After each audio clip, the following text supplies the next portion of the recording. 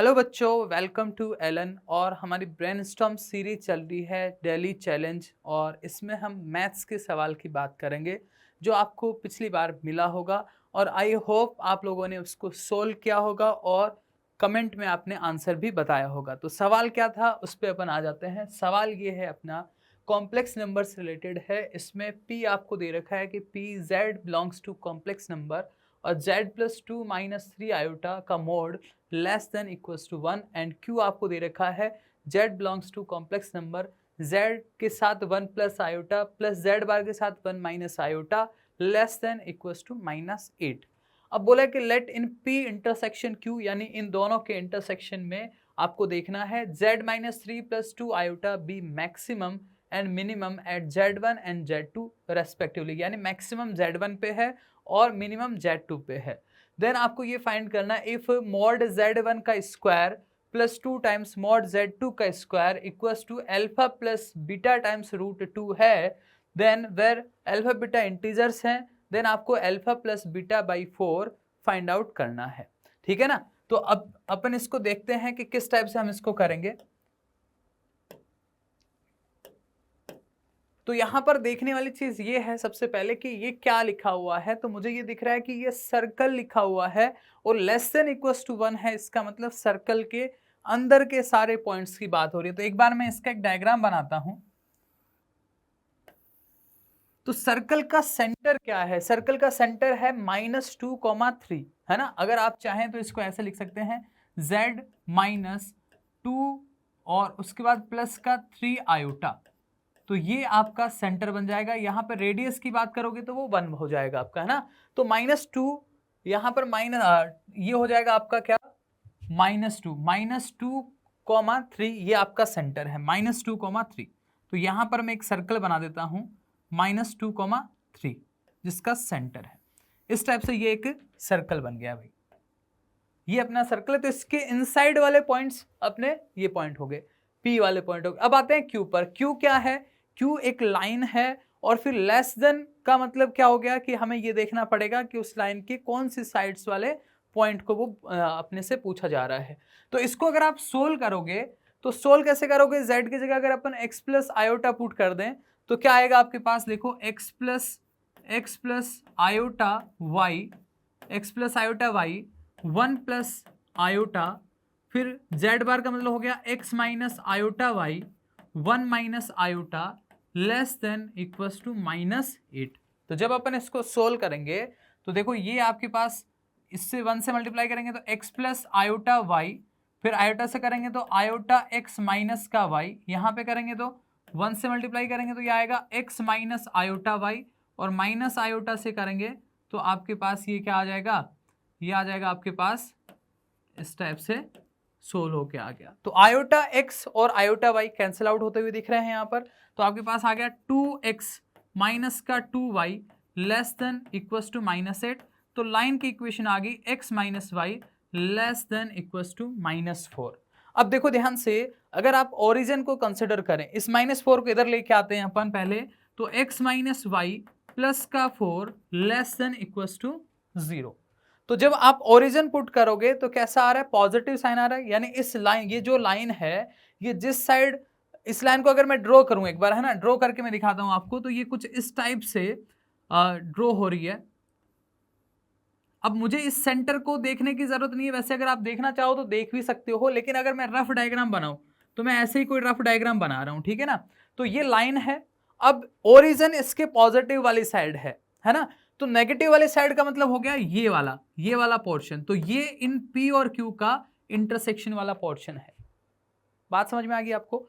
अब अपन आते हैं किस पर कि आपको Z मतलब ये वाले पॉइंट्स हैं। Z जो मैंने यहाँ पे ये क्या साइडेड रीजन बनाया है, ये आपके Z पॉइंट होंगे। अब इसकी डिस्टेंस, Z की डिस्टेंस, इसको अगर आप ऐसे लिखें कि Z-3 - 2 आयोटा, तो एक तरह से ये बात हो गई कि Z की डिस्टेंस 0.3, -2 से अपन देख रहे हैं। तो 0.3, -2 कहीं यहां पर होगा, ठीक है ना। अब मैं एक रफ डायग्राम बना रहा हूं, तो हो सकता है कि ये ओरिजिन वगैरह का कुछ लफड़ा हो, ये लाइन इधर से जा रही हो या उधर से जा रही हो, मैंने देखा नहीं है उसको, है ना। आप चाहो तो उसको देख सकते हैं। तो अगर आप इस लाइन को यहां से इस पॉइंट से, ये पॉइंट क्या है आपका 3, -2। तो हम अगर ये लाइन ड्रॉ कर दें इस टाइप से, तो ये वाला जो पॉइंट होगा वो आपका एक तरह से मिनिमम को बताएगा, यानी Z2 को बताएगा, और ये वाला पॉइंट आपका Z1 को बताएगा। तो कुल मिला के बात ये है कि इन दोनों लाइन का इंटरसेक्शन तो आपका Z2 है, और लाइन और सर्कल का इंटरसेक्शन आपका Z1 है। एक यहां भी होगा, लेकिन इस वाले पॉइंट को अपने को छोड़ना पड़ेगा। तो पहले अपन लाइन का इंटरसेक्शन देखते हैं। लाइन कौन कौन से, इस लाइन की इक्वेशन क्या होगी, ये लाइन एक तरह से इसके परपेंडिकुलर होगी। तो इस लाइन की अगर मेरे को इक्वेशन लिखनी है तो मैं लिखूंगा x + y + लैम्डा = 0। ठीक है ना, क्योंकि परपेंडिकुलर है। अब लैम्डा कैसे निकालेंगे, तो 3, -2 इसमें पुट करेंगे, तो यहां से लैम्डा की वैल्यू अपने पास आ गई -1। तो इस लाइन की इक्वेशन में लिख रहा हूं, इस लाइन की इक्वेशन है x + y और -1 = 0। तो पहले मुझे Z2 पॉइंट निकालना है। तो Z2 पॉइंट तो निकालना आसान है, क्योंकि इसका इक्वेशन अपने को पता है। इसका इक्वेशन क्या है, इसका इक्वेशन है x - y + 4 = 0। तो यहां से अगर अपन इन दोनों को ऐड करते हैं, तो ऐड करने पे x की वैल्यू क्या आएगी, x की वैल्यू -3/2 आ रही है, और y की वैल्यू क्या आएगी अपने पास, y की वैल्यू आ रही है 5/2। देख लो आप आराम से, है ना। यहां पर x की वैल्यू -3/2 और y की वैल्यू 5/2 आ रही है। तो इसका मतलब एक पॉइंट तो मेरे पास आ गया है। एक पॉइंट क्या आ गया मेरे पास, यानी Z2 आ गया मेरे पास। तो यहां पे मैं लिख देता हूं एक बार कि Z2 मैंने फाइंड कर लिया है, वो है -3/2, 5/2। अब मैं आता हूं किस पे, Z1 पे। तो इस लाइन का, ये जो लाइन दिख रही है, उसका इस सर्कल के साथ इंटरसेक्शन, एक तो ये होगा और एक ये होगा। मेरे को ये वाला पॉइंट चाहिए।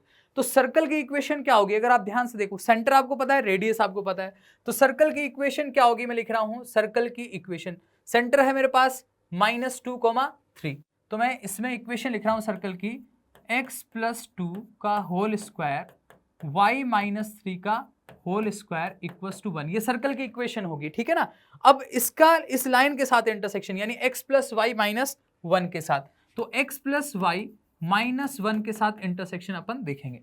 तो यहां देखो, यहां पर अगर आप y की वैल्यू निकालेंगे तो वो 1 - x आएगी, वो यहां रख देते हैं। तो x + 2 का होल स्क्वायर, y यहां पे मैंने लिख दिया 1 - x - 3 का होल स्क्वायर = 1। तो ये आपका बन जाएगा 2 टाइम्स x + 2 का होल स्क्वायर = 1। तो x + 2 आपके पास कितना आ गया, ±1/√2। तो x की वैल्यू आपके पास क्या आ गई, -2 ±1/√2। अब देखो, अगर आप इसमें +1/√2 करोगे तो आपको ये वाला पॉइंट मिलेगा। अगर आप -1/√2 करोगे तो आपको Z1 पॉइंट मिलेगा। तो यहां से मैं लिख सकता हूं कि Z1 जो पॉइंट है उसका x कोऑर्डिनेट -2 -1/√2 है। ये बात आपको समझ में आई। अगर मुझे x पता है तो मैं लाइन की इक्वेशन में रख के y बता सकता हूं। y क्या होगा, 1 - x। तो y आ जाएगा आपके पास 1 - x की जगह -2 -1/√2। ठीक है, तो इसको सिंप्लीफाई अगर अपन करें तो ये आ गया आपके पास -2 -1/√2, कॉमा यहां पर ये कितना आ जाएगा 3 प्लस का 1/√2। ये मेरे पास Z1 आ गया। अब मुझे मोड Z1 का स्क्वायर और मोड Z2 का स्क्वायर, देखो क्या क्या निकालना है अपने को, मोड Z1 का स्क्वायर और मोड Z2 का स्क्वायर को 2 से मल्टीप्लाई करना है। चलिए अपन देख लेते हैं मोड Z1 का स्क्वायर क्या आएगा। मोड Z1 का स्क्वायर, इसको स्क्वायर करेंगे तो क्या आएगा 4 + 1/2 और फिर आएगा आपके पास 4/√2, और इसका स्क्वायर करेंगे तो क्या आएगा, ये हो जाएगा आपका 9 प्लस का 1/2 और फिर 6/√2। तो फाइनली ये आपके पास कितना आ गया 13 और 14 प्लस ये आ गया आपके पास 10/√2, ये हो गया आपका 5/√2। ये आपका मोड Z1 का स्क्वायर आ गया। अब मैं आता हूं किस पर, मोड Z2 का स्क्वायर, और उसको 2 से मल्टीप्लाई भी करना है। तो मोड Z2, पहले तो आप ये देखो कि Z2 आया क्या था आपके पास, तो Z2 मेरे पास आया था ये। तो मोड Z2 का स्क्वायर क्या होगा, मोड Z2 का स्क्वायर ये हो जाएगा मेरा 9/4 प्लस में 25/4, तो 34/4। और अगर अपन यहां पर बात करें 2 टाइम्स मोड Z2 का होल स्क्वायर, तो ये आ जाएगा आपके पास कितना 17।